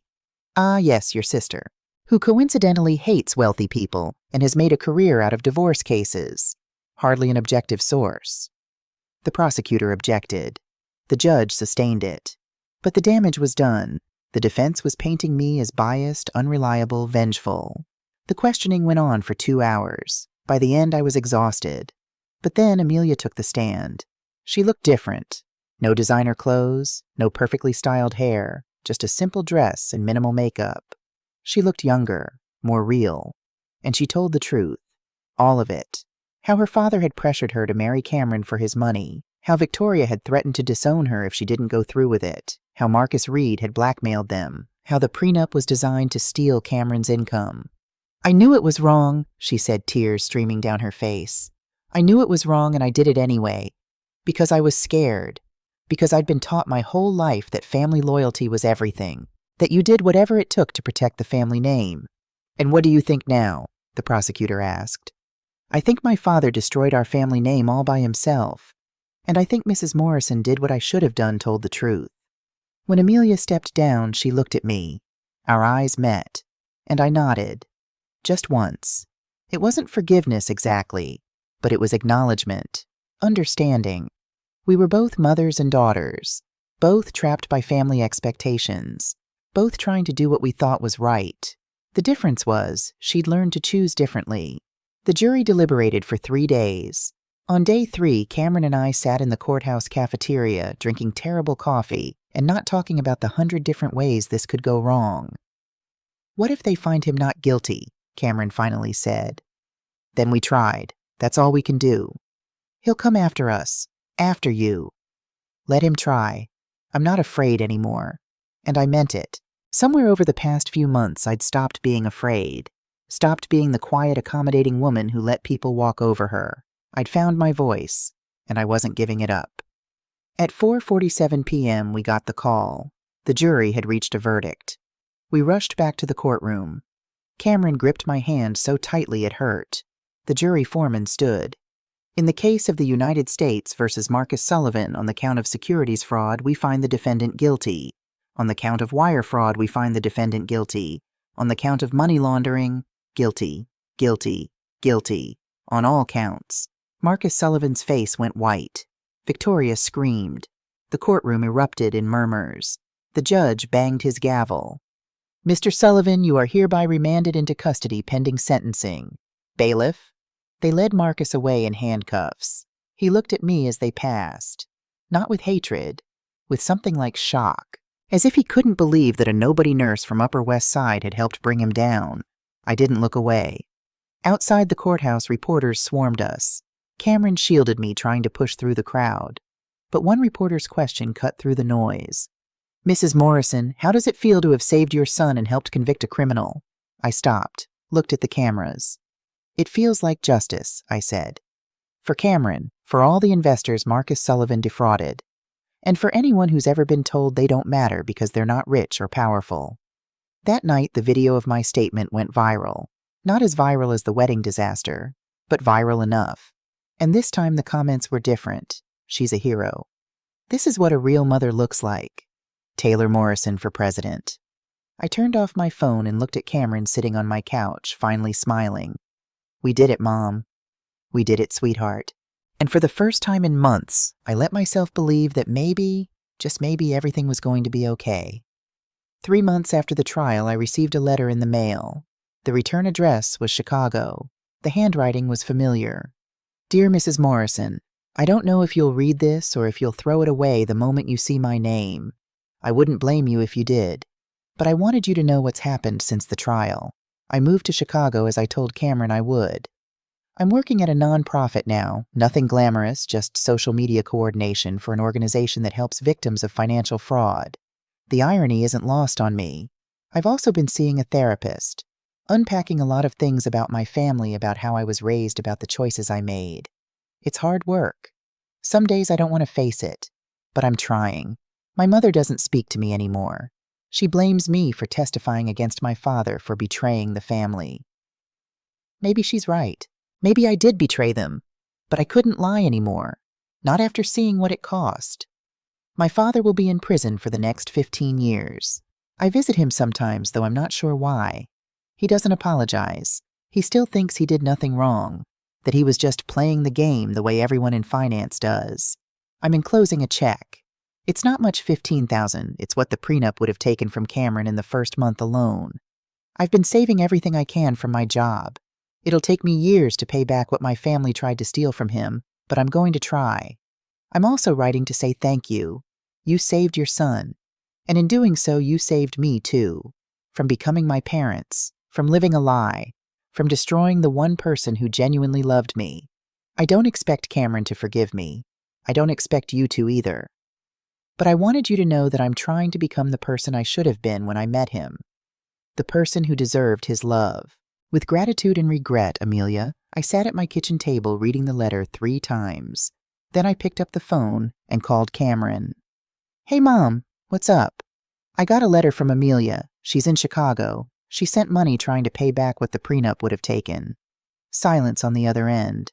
Then how much? $15,000. She doesn't have to do that. I know, but she wants to. More silence. Is she okay? She sounds like she's trying to be. She's in therapy, working at a nonprofit, trying to make amends. Good. That's good. His voice was thick with emotion. I hope she finds peace. I really do. Do you want to reach out to her? No, not yet. Maybe not ever. He paused. But I don't hate her, Mom. I did for a while. But mostly I just feel sad. Sad for what we could have been if things had been different. That's very mature of you. I learned from the best. After we hung up, I looked at the check. $15,000. More money than I'd seen at once in years. I could use it. God knows I could use it. My savings were depleted from legal fees, even though the FBI had covered most of it. My apartment needed repairs. My car was dying. But it wasn't my money to take. I deposited it in an account I set up in Cameron's name. When he was ready, when he'd healed enough, I'd tell him about it. For now, it could sit there. A small act of redemption. A seed of hope that people could change. The cafe in Brooklyn was sunny and bright, filled with the kind of young professionals who thought $4 coffee was reasonable. I sat across from Cameron watching him type on his laptop. He was working on a motion for a case, his first big case at his new job. After Morrison and Klein let him go, Cameron had spent 2 months wallowing. Then he'd gotten angry. Then he'd gotten determined. He'd taken a position at Brooklyn Legal Aid doing exactly the kind of work he'd always wanted to do, helping people who couldn't afford expensive lawyers. The pay was a fraction of what he'd made at the corporate firm. He'd never been happier. Mom, you're staring. I'm allowed to stare. I'm your mother.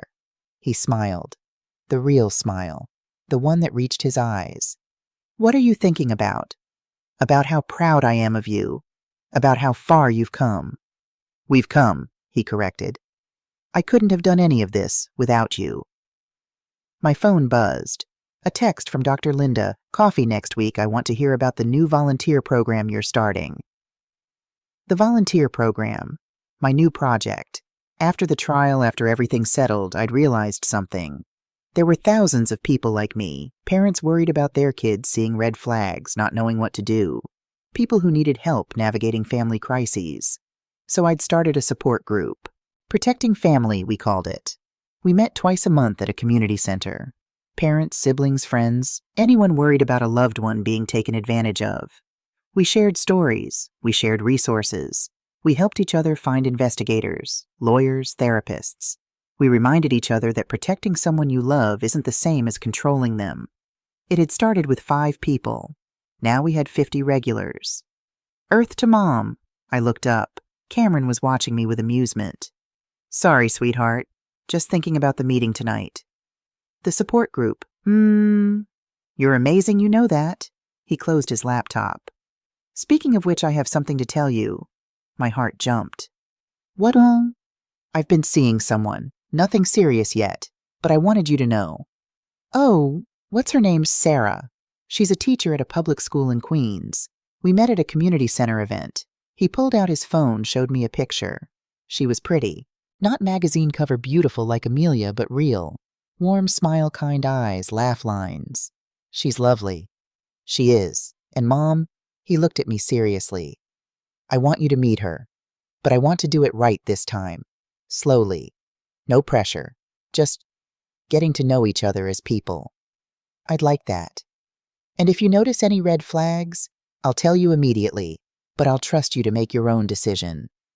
He reached across the table, took my hand. I love you, Mom. I love you too, sweetheart. We sat like that for a moment, mother and son survivors of a storm that had almost destroyed us. My phone buzzed again. This time an email. From Amelia. I hesitated, then opened it. Mrs. Morrison, I wanted you to know I got accepted into a master's program for financial counseling. I'm going to help people recover from financial manipulation and fraud. People like the ones my father hurt. I also wanted to tell you that I started dating someone. His name is Marcus. Yes, I know, ironic, but he's nothing like my father or Marcus Reed. He's an elementary school teacher. He makes $45,000 a year and lives in a studio apartment. And for the first time in my life, I don't care about any of that. I just care that he's kind, that he's honest, that he makes me want to be better. Thank you for showing me what real love looks like. The kind that protects without controlling. The kind that tells hard truths because they matter more than comfort. I hope Cameron is well. I hope you're both healing. With continued gratitude, Amelia, I showed the email to Cameron. He read it, and I saw his expression soften. She's really trying, he said quietly. She is. Do you think people can really change, fundamentally change? I thought about the question, about Cameron's father who never changed, about Amelia who was trying to, about myself who'd learned to be stronger than I knew I could be. I think some people can, I said, if they want it badly enough, if they're willing to do the hard work. And the ones who can't, we protect ourselves from them, and we protect the people we love. Cameron nodded slowly. Then he stood, gathered his laptop. Come on, let's go home. Your place or mine? He'd finally gotten a new apartment 2 months ago. Small, affordable, in a neighborhood that wasn't trendy yet. But it was his. Yours. I want to see what you're making for dinner. I'm not making anything fancy. Mom, your spaghetti is my favorite meal. Has been since I was 5 years old. We walked out of the cafe into the Brooklyn sunshine. Cameron put his arm around my shoulders. Hey, Mom. Yes. Thank you. For everything. For not giving up on me. For fighting for me when I was too blind to see I needed fighting for. I hugged him tight. This boy I'd raised. This man he'd become. Always, I whispered. I'll always fight for you. As we walked toward the subway, I thought about that terrible night before the wedding. When Amelia had told me I wouldn't be part of the family anymore. She'd been wrong. Because family isn't about wedding ceremonies or legal documents or prenuptial agreements. Family is about the people who show up, who tell you the truth, who fight for you when you can't fight for yourself. And by that definition, Cameron and I would always be family. Nothing, not wealth, not manipulation, not fear, could ever change that.